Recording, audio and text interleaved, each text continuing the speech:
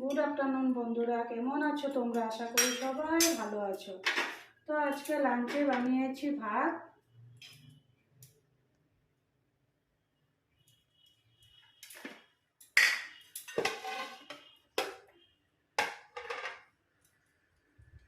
আর বানিয়েছি কাতল মাছের ভাজি, আর থাকলো একটু স্যালাড,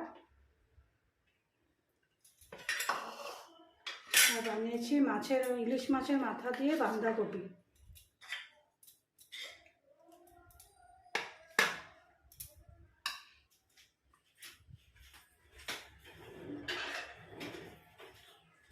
আর বানিয়েছি ইলিশ মাছের চচ্চড়ি।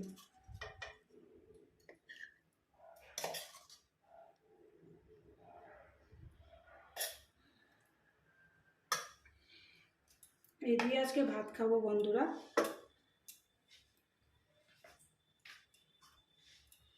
ঠিক আছে, ভিডিওটা ভালো লাগলে একটা লাইক দিয়ে দিও।